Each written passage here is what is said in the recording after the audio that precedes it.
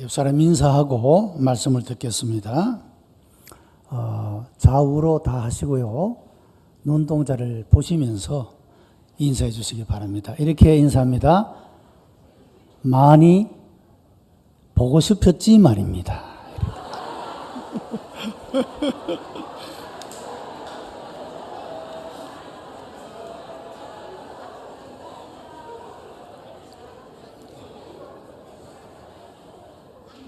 괜찮았습니까?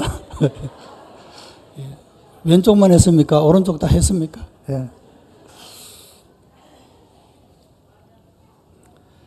젊은 남녀가 배우자를 선택할 때 자기가 가지고 있는 그 가치 기준에 따라서 아마도 다르게 선택을 하지 않겠어요. 그런데 우리가 그 조건이 좋다라고 말하는 그 대상은 한 1% 될까요?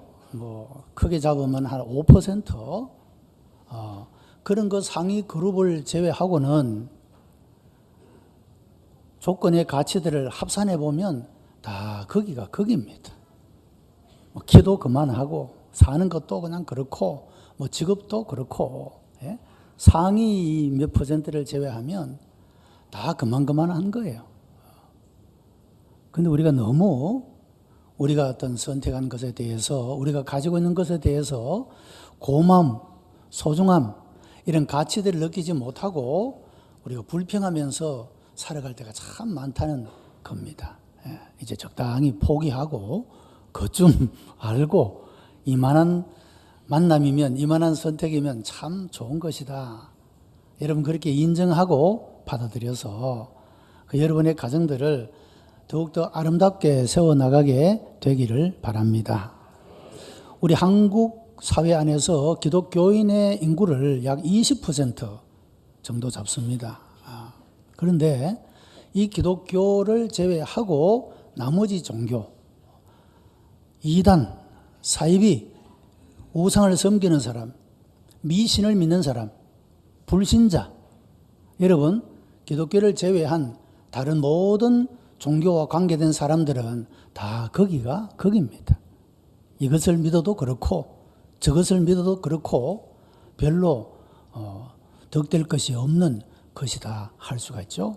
그런 의미에서 여러분들이 이 예수 그리스도의 복음을 여러분들이 듣고 믿고 그 안에서 살아갈 수 있다는 것은 특별히 선택된 여러분들이 신앙적으로 보면 아주 상위 그룹에 속한 그런 행복한 사람들이다 라고 하는 것입니다.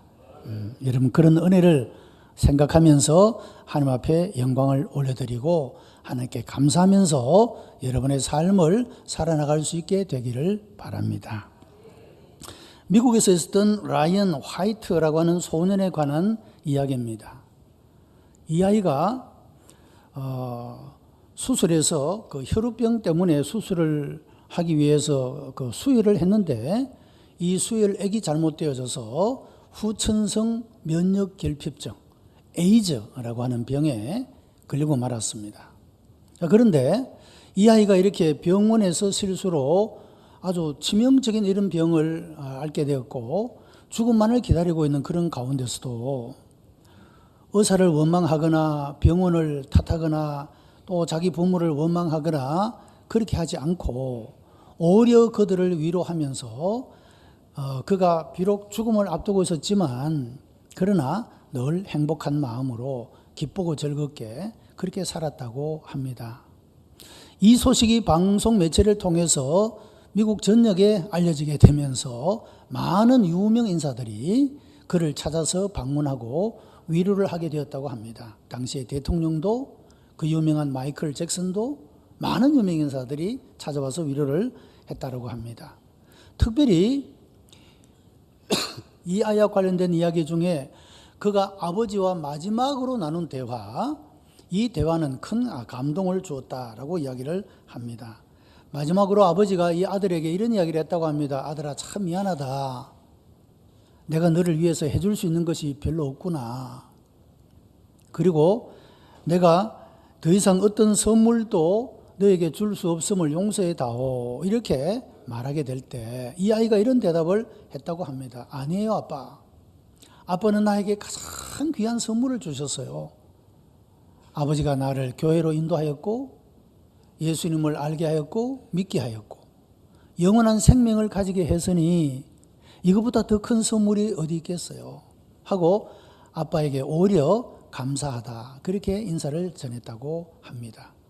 이 아이가 5년을 더 산 이후에 18세에 죽음을 맞이하게 되어졌습니다마는 이런 이야기가 많은 사람들에게 큰 감동과 은혜를 끼친 그런 모습을 보게 됩니다.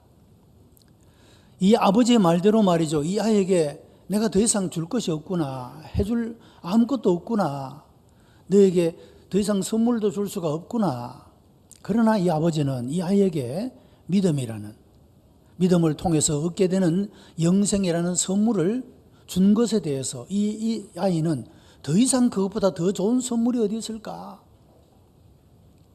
아버지가 좋은 신앙의 모범을 보이고, 그래서 이 아이가 그 믿음을 본받고, 그래서 영생의 선물을 얻었으니 더 이상 기다릴 것도 바랄 것도 없다라고 하는 만족한 마음을 가지고 아버지의 품에 안기는 이런 아름다운 모습을 생각해 볼 수가 있는 것입니다. 참으로 감동이 있는, 본받을 만한 그런 믿음이었다 할 수가 있습니다.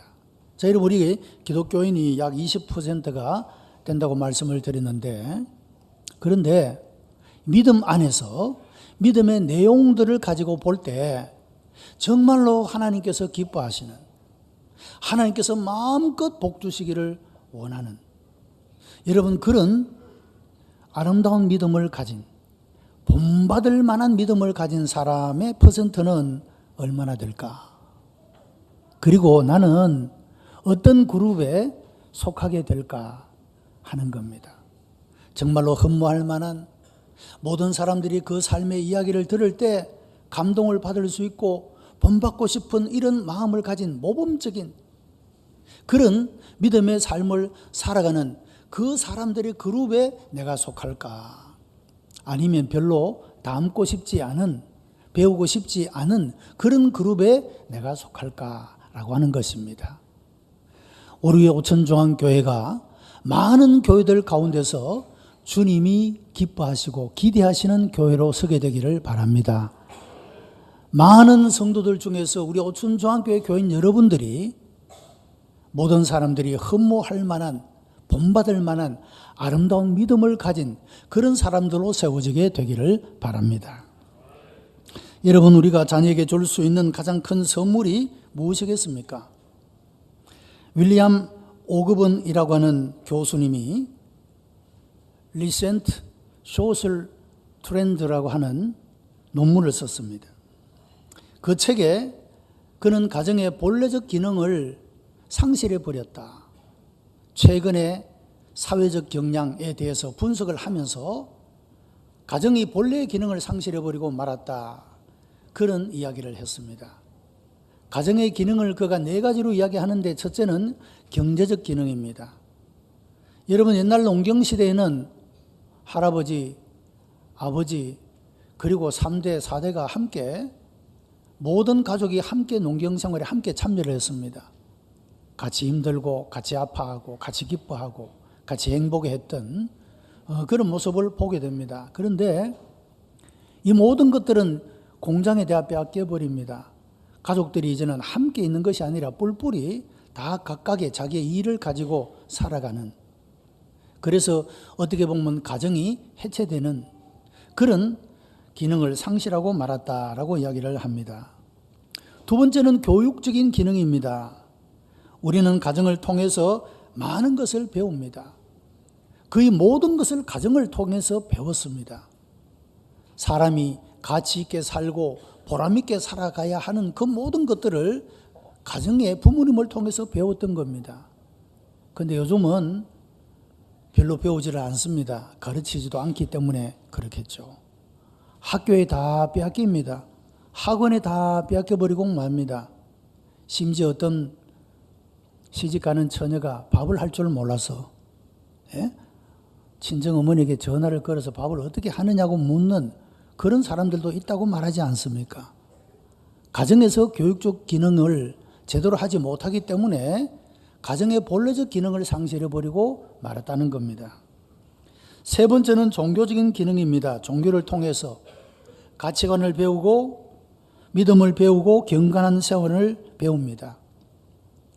우리 기독교 역사 속에서 보면 가정의 경건한 신앙의 모범을 보이는 그 부모로부터 경건한 자녀가 만들어지게 되고 또 계속하여 이런 아름다운 믿음을 계승해 감으로 아름다운 믿음의 명문 가문들로 세워지는 그런 많은 가정들을 우리가 보아올 수가 있습니다.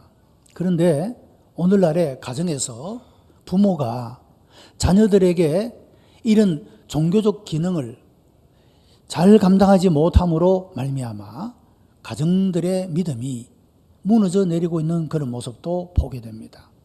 교회에 다 맡겨버립니다.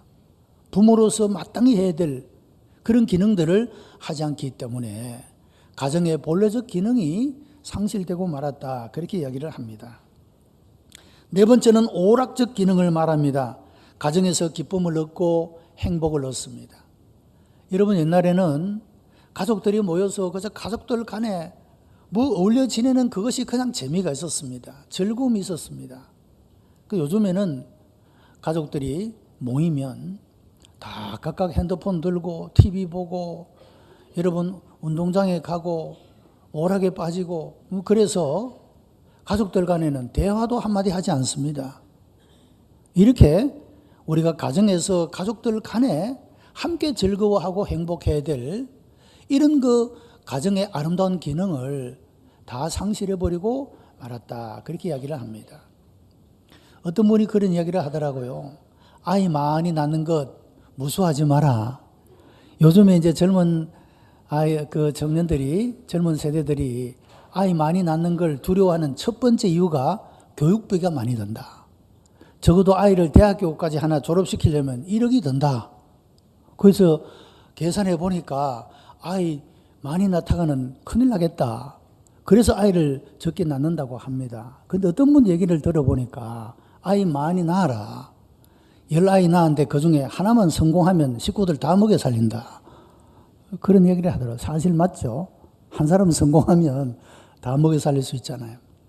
자, 어쨌든 이런 그 가정의 본래적 아름다움, 행복함, 이런 가치, 이런 본래적 기능을 상실해버리고 말았다, 그렇게 이야기를 합니다. 가정이 파괴되니까 인간성이 파괴되고 그러다 보니까 사회가 파괴되어져서 우리가 이 실제 생활 속에서 삶이 더하여 갈수록 안전한 생활은 점점 더 위협을 받게 되고 우리가 언제 어디서든 불안한 그런 마음을 가지고 살아가야 하는 그런 삶이 되어져 버리고 말았다는 겁니다. 사람은 가정에서 태어나고 가정에서 키워지고 가정에서 배웁니다. 가정에서 성숙하고 가정에서 인간이 되는 겁니다. 가정에서 보람을 찾고 가정에서 행복을 얻게 되는 것입니다. 여러분, 우리 성도의 가정이 이런 가정의 본래적 기능을 회복하고 행복한 가정을 만들어가는 아름다운 모범이 일어나게 되기를 축복합니다. 메가드 장군의 기도문을 보면 굉장히 감동적인 그런 가슴이 뜨거워지는 기도가 있습니다. 하나님이여 나에게 이런 아들을 주옵소서, 이러이러한 아들이 되게 하여 주옵소서 라고 기도를 하고 그 기도의 끝에 이렇게 이야기를 합니다. 그러므로 나로 하여금 이 세상에 헛되게 살지 아니하였다 하게 하옵소서. 여러분, 메가드 장군은 나라를 위하여, 세계를 위하여 아주 큰 일을 많이 한 그런 사람이 않습니까? 존경받는 세계의 지도자입니다. 그런데 그가 얻기를 원했던 보람은 가정에서 자녀를 잘 양육함으로 이 자녀가 하나님 앞에 합당한 모습으로 서는 그런 믿음의 자녀가 되기를 기도하였고, 그래서 내가 마지막 날에 내가 인생을 헛되게 살지 않았다라고 고백할 수 있게 해달라고 그렇게 기도하고 있다는 겁니다. 다시 말하면 이렇게 나라를 위해서 세계를 위해서 훌륭하고 큰 일을 했던 메가드가 그가 진정으로 찾기를 원했던 삶의 가치와 보람을 어디에서 찾기를 원했는가? 자녀를 믿음으로 잘 양육시켜서 그 자녀가 하나님 앞에 아름다운 모습으로 서는 것, 그것을 통해서 내 인생은 헛되게 살지 않았다. 그렇게 고백할 수 있게 해달라고 기도를 했다라고 하는 것입니다. 여러분, 여러분의 자녀를 어떻게 양육하셨습니까? 여러분의 자녀는 어떤 모습을 가지고 현재 서 있습니까? 여러분, 우리가 자녀들에게 다른 것을 해주지 못했다 할지라도 우리가 그 자녀들을 예수께로 인도하고 그들에게 영생의 선물을 받을 수 있도록 이끌어 주었다고 한다면 여러분, 그것으로 충분히 여러분의 인생은 헛되지 않고 보람 있는 인생인 줄로 믿습니다. 우리의 자녀들에게 줄 수 있는 가장 귀한 선물은 영생의 선물이기 때문에 그렇습니다. 여러분의 가정이 이런 가정이 되기를 주님의 이름으로 축복합니다. 자, 오늘 성경에서 사도 바울은 내가 너희를 복음 안에서 낳았다 그렇게 말합니다. 출생에 관한 것을 말씀을 하고 있죠. 여러분, 영어로는 두 가지의 표현이 있습니다. 어머니가 자녀를 낳았다라고 말할 때는 born이라는 말을 씁니다. 그리고 아버지가 낳았다라고 하는 말을 쓸 때는 beget이라는 말을 사용하고 있습니다. 본문에서는 beget, 내가 영적으로 복음으로 너를 낳았다.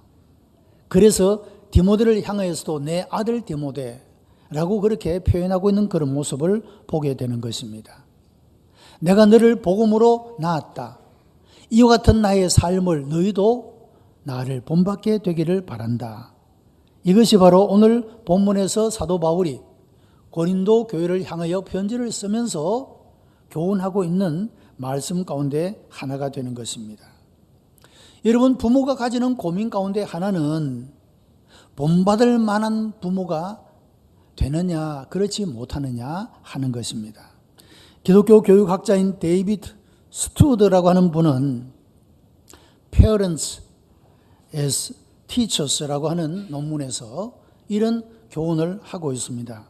부모는 가르침으로서가 아니라 자신을 끊임없이 부모화, parenting 함으로써 자녀를 가르칠 수 있다는 겁니다. 다시 말하면 자녀를 가르치려고 하는 다른 어떤 노력보다도 부모가 부모다운 모범을 보이는 그런 삶을 살아가게 될 때 그 자녀는 자연스럽게 모든 아름다운 것들을 배우고 본받게 된다는 겁니다.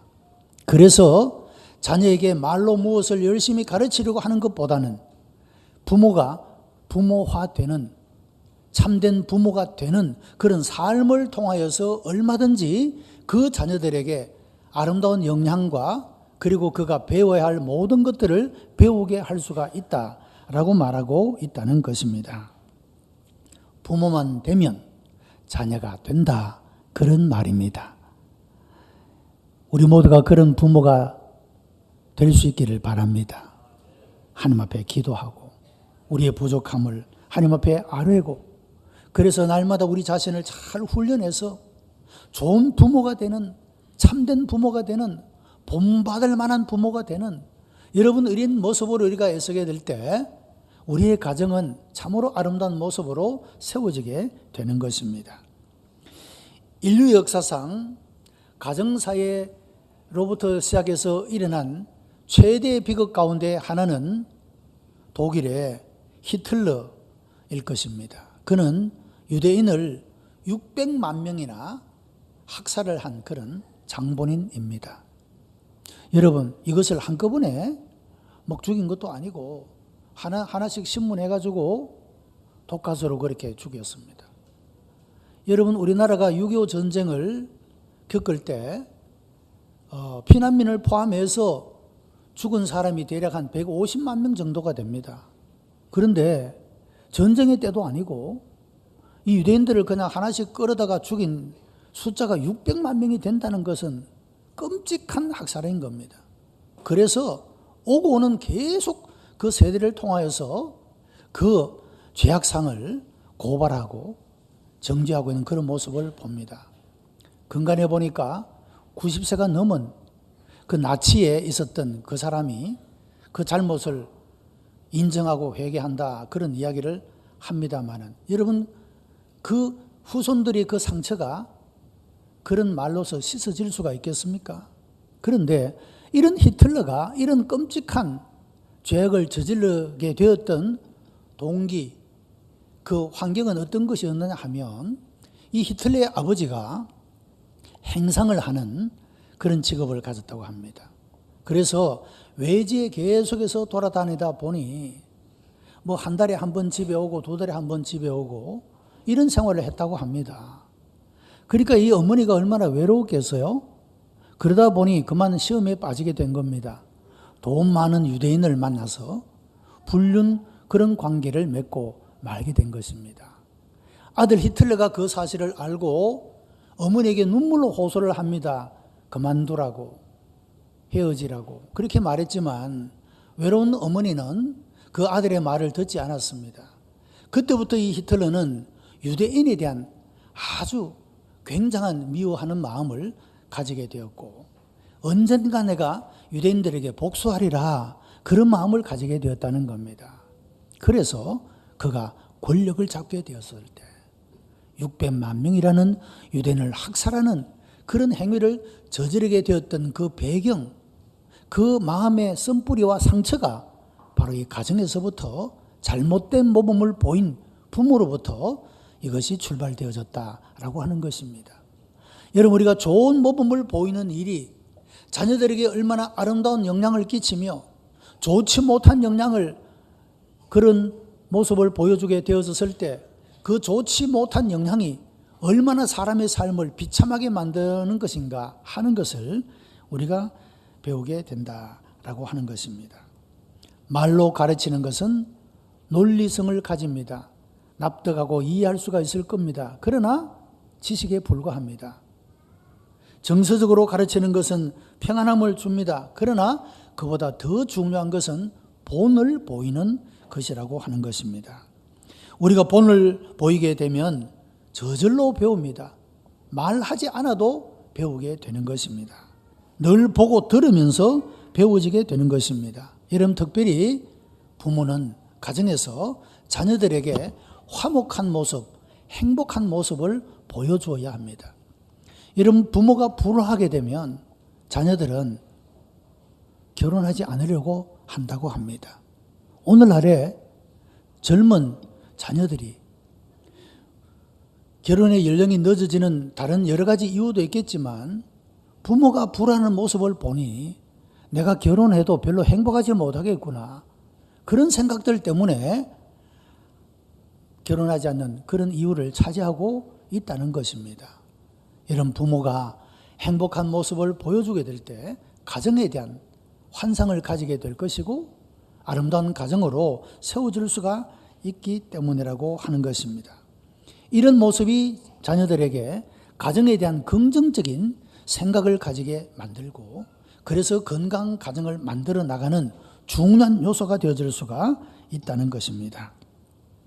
오늘 본문에 보면 사도 바울은 고린도 교회의 편지를 쓰면서 고린도 교회에 대하여 여러 가지로 권면하고 교훈을 합니다. 고린도 교회는 사도 바울에 대해서 여러 가지로 비난을 했습니다. 당신이 어떻게 주님의 사도가 될 수가 있느냐, 사도권에 대해서, 그의 가정의 생활에 대해서 여러 모양으로 이 고린도 교회는 바울을 대하여서 비난하고 비판을 했습니다. 그러나 바울은 오늘 본문에서 나는 너희들이 그렇게 비방하지만 나는 마음을 넓혔노라. 너희도 보답할 양으로 너희도 마음을 넓히라. 내가 복음 안에서 이렇게 행복하다. 너희도 나를 본받는 자가 되라. 그렇게 말합니다. 여러분, 사도 바울은 자기 만족을 할 줄 아는 사람이었다고 고백합니다.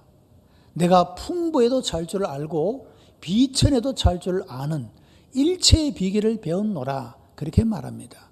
바울은 하나님 앞에서 살았기 때문에 삶의 환경이 어떠하든지 거기에 휘둘리지 아니하고 그는 복음 안에서, 하나님 안에서 그가 부하든지 그가 비천해지든지 종기해지든지 어떤 상황에서도 언제나 하나님 앞에 살아갈 수 있는 이런 일체의 비결을 배웠다라고 말하고 너희도 나를 본받는 자가 되라. 이와 같이 고민해 주고 있는 사실을 보게 됩니다. 뿐만 아니라 사도 바울은 자기 사명에도 만족을 했습니다. 사도행전 20장 24절에 보면 내가 하나님의 은혜의 복음을 증거하려 하면은 나의 생명조차 조금도 귀한 것으로 여기지 아니하노라.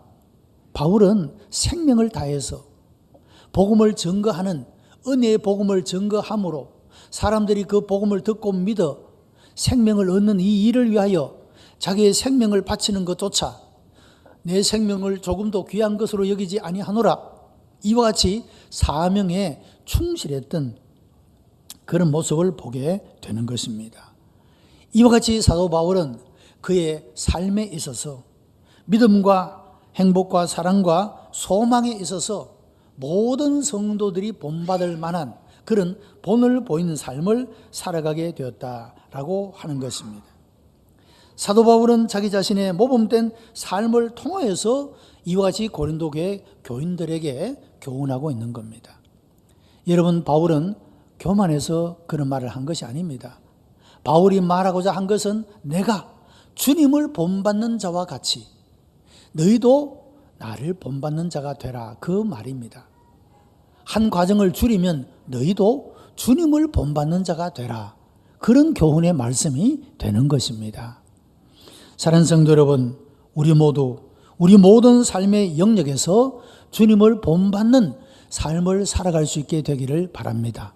이런 아름다운 모범을 통하여 우리의 가정들이 믿음 안에서 세워지게 되고 주께서 기대하시고 원하시는 그런 아름다운 가정으로 세워져서 하나님께서 우리의 가족, 우리의 모든 자녀들에게 마음껏 복 주셔서 진실로 우리의 가정들이 하나님이 기뻐하시는 그런 가정으로 또 믿음의 명문 가문으로 세워져서 우리가 인생을 마치는 그날에도 메가더 장군의 기도처럼 하나님 이런 자녀가 되게 하사 우리들도 후회를 남기지 않는, 내가 인생을 헛되게 살지 않았다라고 고백할 수 있는 여러분 이런 열매를 맺어가는 복된 성도가 다 되시기를 주님의 이름으로 축복합니다. 기도하십시다. 은혜가 풍성한 하나님, 감사와 찬송과 영광을 하나님 앞에 올려드립니다. 우리를 사랑하시어 하나님의 자녀를 삼으시고 귀한 은혜 주시니 감사합니다. 주님을 본받는 것처럼 나를 본받으라 했던 사도 바울의 교훈을 쫓아 우리가 언제나 주님을 본받는 자의 삶을 살아가게 하시고, 그러므로 우리의 가정이, 우리의 모든 가족들이 하나님 앞에 세워지게 되고 이 세상 가운데서 하나님께 쓰임받는 모든 가족들이 되게 하여 주옵시며 아름다운 열매가 가득한 복된 믿음의 가정 이루어 나가는 하나님의 백성 다 되게 역사해 주시옵소서. 예수 그리스도의 이름으로 감사하며 기도드리옵나이다. 아멘.